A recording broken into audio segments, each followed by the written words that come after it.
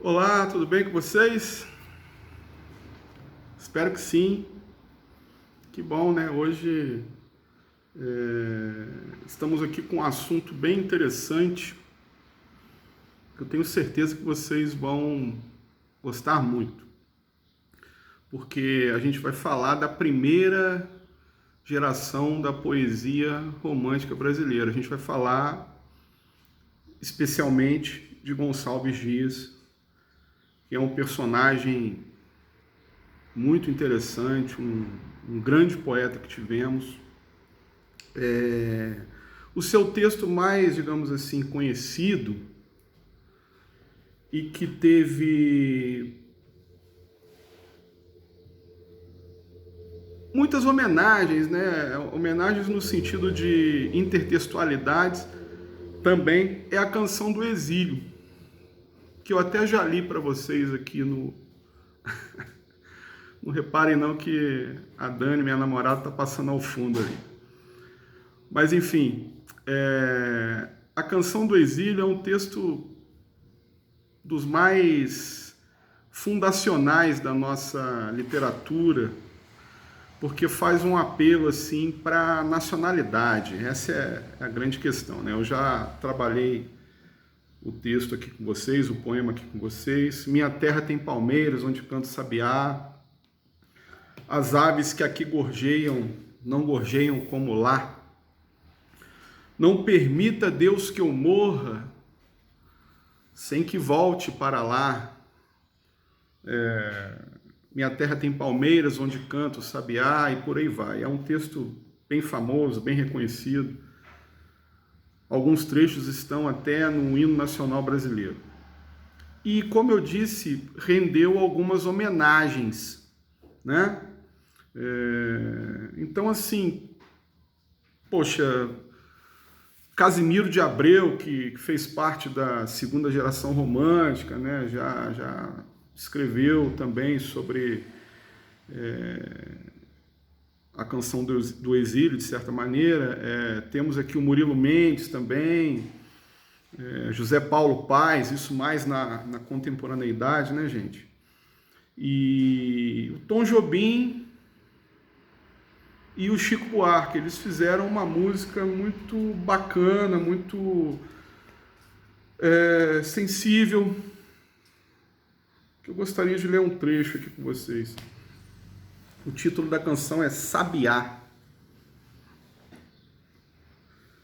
Então fala mais ou menos assim: vou voltar, sei que ainda vou voltar para o meu lugar.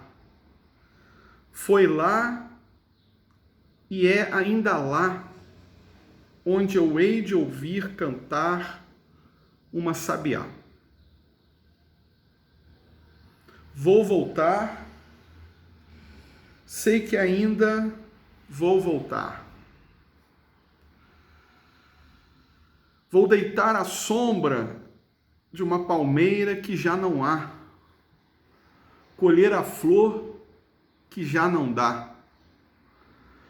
E algum amor talvez possa espantar as noites que eu não queria e anunciar o dia.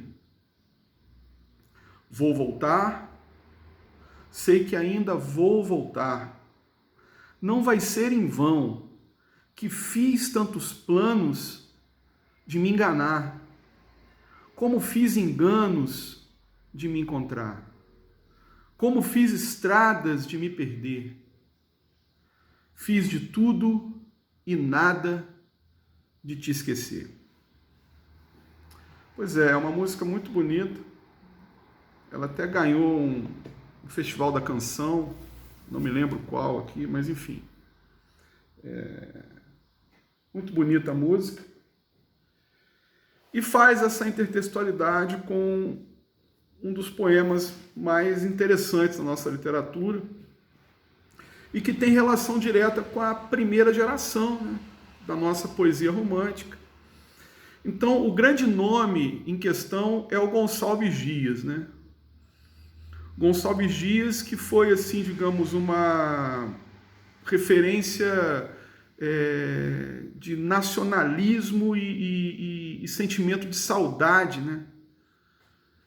E que, na época em questão, dominava os corações dos jovens que estavam estudando em Portugal, e Gonçalves Dias foi um desses jovens também. Então, reparem, o exílio, nós temos dois momentos de exílio aqui. O exílio do Gonçalves Dias é o exílio em relação aos estudos.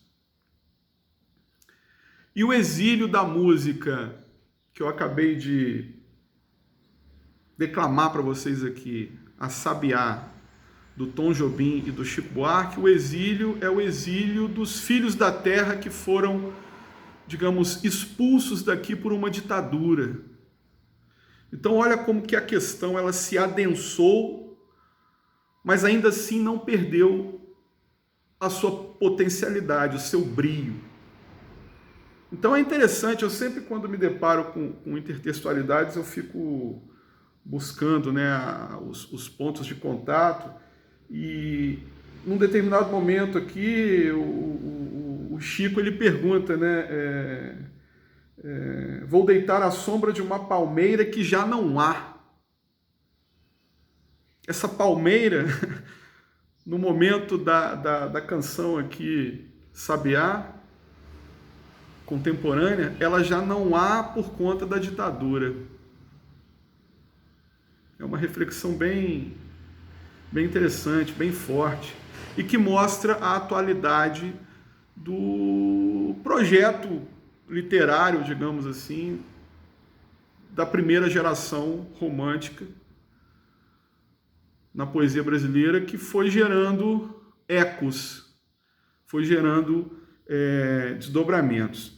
Então, para a gente poder pensar essa primeira geração, o que inicialmente vem à cabeça? É a proclamação da independência, né? 1822, acredito que já tenha comentado isso com vocês, foi um fato importante, teve um impacto, né, na produção cultural brasileira, mas antes de 1822 também teve um outro fato histórico deveras importante, que foi a chegada da família real, 1808, que também mudou bastante o cenário da cidade e mudou o retrato do Brasil, mudou o que se fazia aqui, em todos os sentidos. E mudou, inclusive, a questão da imprensa, porque com a chegada da família real, instalou-se no Brasil, mais especificamente na cidade do Rio de Janeiro, a imprensa régia, a imprensa oficial, a imprensa do rei. Então, na cidade do Rio começou a circular jornais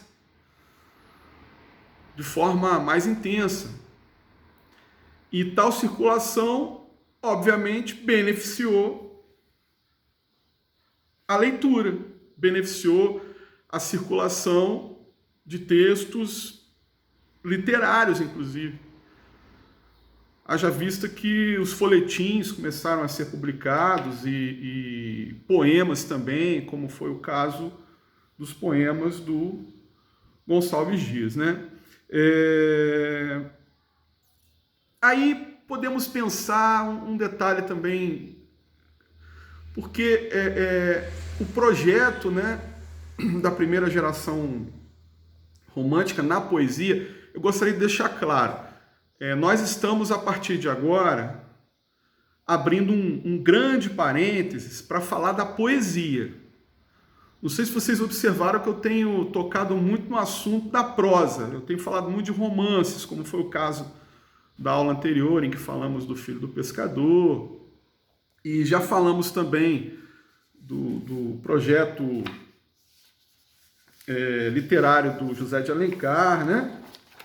Aqui rememorando o meu texto que eu trabalhei com vocês, né?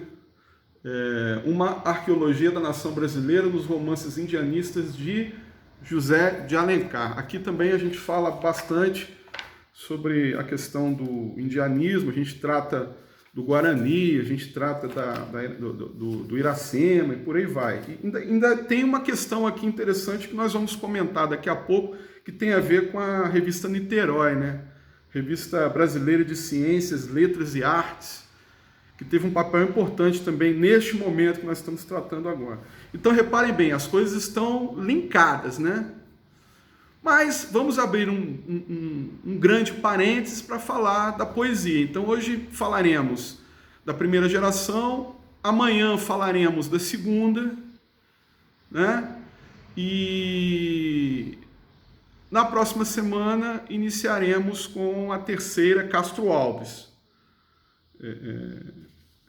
A segunda geração é o ultrarromantismo, Álvaro de Azevedo, falaremos disso amanhã. Depois eu vou comentar com vocês brevemente como que nós vamos organizar essa questão aí de como trataremos os temas, né? Mas não se preocupem. Aqui na Arqueologia da Nação Brasileira, só um adendo para vocês. Eu falo do Guarani e de Iracema. E neste outro texto que eu disponibilizei esta semana para vocês, também de minha autoria, Amores Morais e Inquietações Filosóficas, Ficção e Poesia na Literatura Brasileira do século XIX. Aqui a gente fala de um romance do Alencar, no quesito prosa, a gente fala de um romance intitulado Lucíula, que é um romance urbano do Alencar, que se distancia dessa questão indianista. Aí depois a gente fala da poesia também um pouco, por isso eu gostaria que vocês fizessem a leitura para a nossa semana final. Tudo bem. Então, retomando aqui,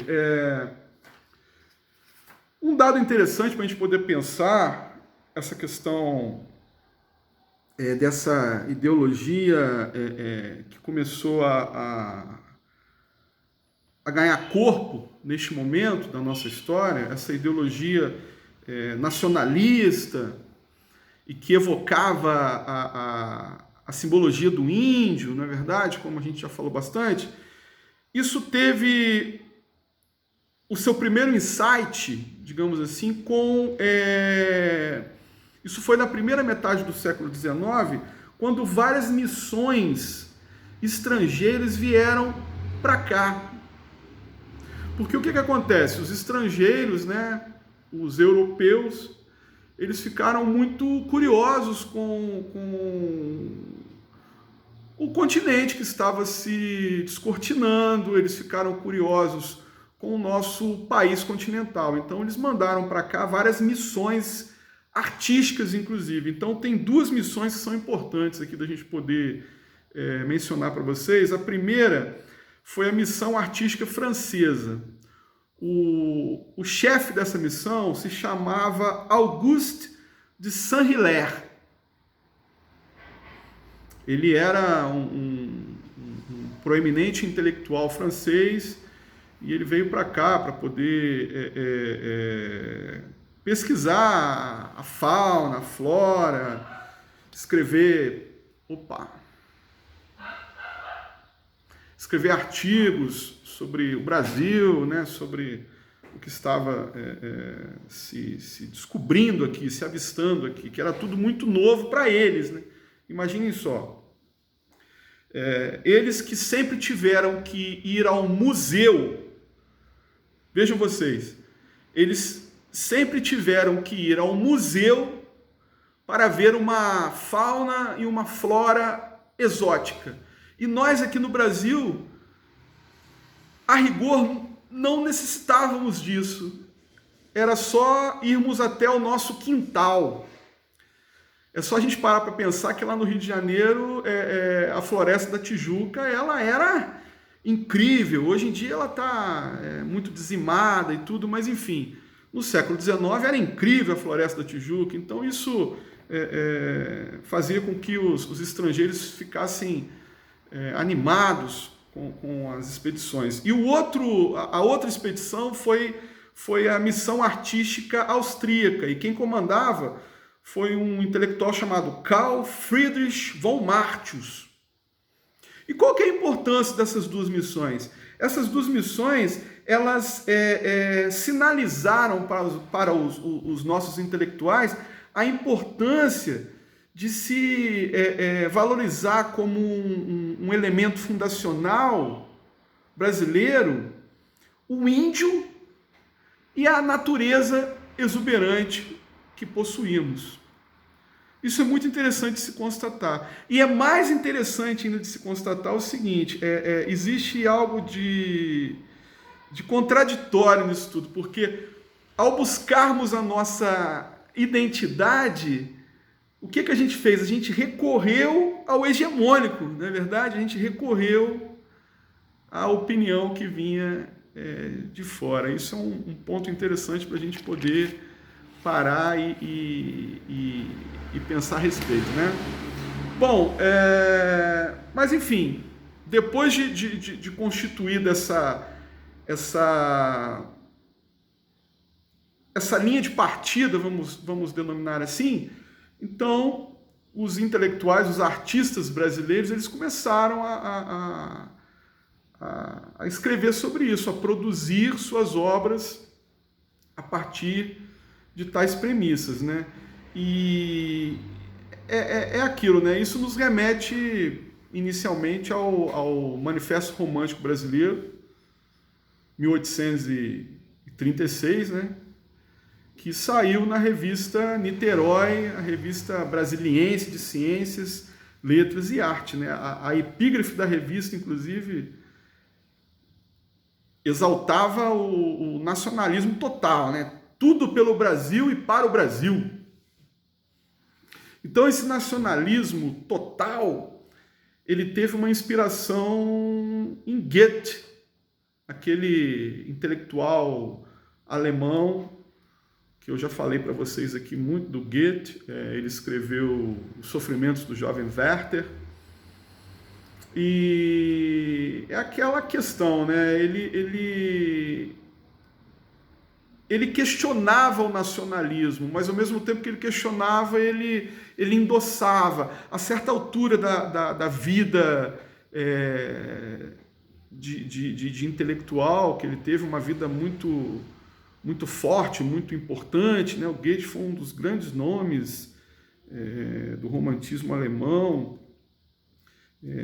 Ele começa a pregar a noção de literatura universal, ou seja, uma tentativa de se desgarrar do nacionalismo, que poderia ser algo perigoso, né? Se a gente for parar para pensar, é só a gente lembrar do Partido Nacional Socialista Alemão que caramba, acabou desembocando no nazismo, né? Então é uma questão que, enfim, fica aí para vocês pensarem a respeito. Então, o nacionalismo exagerado, ele pode influir negativamente. O que está acontecendo no Brasil hoje dispensa qualquer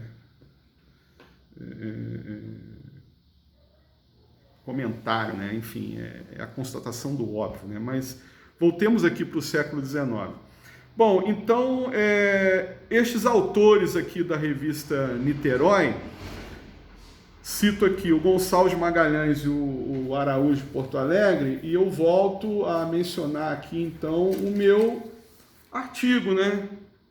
Já na primeira página do artigo, a gente menciona aqui a revista Niterói e fala da sua importância e tudo mais. Então, assim, estes escritores, se for para a gente elencar dois nomes importantes aqui dessa primeira geração, seria o Gonçalves de Magalhães e o Gonçalves Dias. O Gonçalves de Magalhães como um dos fundadores da revista Niterói, e também lançou um livro chamado Suspiros Poéticos, Saudades, que é considerado o primeiro livro da geração romântica brasileira, que saiu junto com a revista, né, 1836, e por aí vai, né? Então, O Magalhães, esse Magalhães, Gonçalves de Magalhães, ele pensava que a vinda do rei criaria, né, condições propícias para o país se reconhecer enquanto nação, né? Então, os autores começaram a propagar esse ideal, né? E eles passaram a ser reconhecidos como nativistas ou indianistas, né? Os mais relevantes do Brasil a gente pode considerar como Gonçalves Dias e José de Alencar. Tudo bem? O vídeo está começando a chegar... Passou dos 20 minutos já, né? Deixa eu ver o que eu faço aqui. Eu vou encerrar, então, dizendo para vocês, fortalecendo com vocês aqui o projeto literário da primeira geração. Então vamos encerrar este vídeo para começar o outro, tendo o projeto literário da primeira geração do romantismo brasileiro na poesia, né, em mente. O que eles apregoavam, então? A afirmação de uma identidade brasileira, número 1, e o resgate do índio e da natureza exuberante como símbolos dessa nacionalidade, número 2. Então esse é o projeto literário da primeira geração. E o que eu queria também focar com vocês aqui, deixar bem claro, é essa questão do estímulo à imprensa, porque isso fortaleceu a propagação de um público leitor no Brasil, né? Isso também contribuiu bastante para toda essa ebulição que foi tal momento no Brasil e essa ebulição linkada com a ideia de literatura, né? Envolvendo autores, leitores, obras, instrumentos de divulgação das mesmas e por aí vai. Então a literatura ela passou efetivamente a acontecer no Brasil oitocentista a partir da chegada da família real, né? E com a potencialização advinda da proclamação da independência em 1822, o Brasil se constituindo enquanto uma nação. Tudo bem? Então eu vou encerrar por aqui e no próximo falaremos mais especificamente sobre a figura do Gonçalves Dias.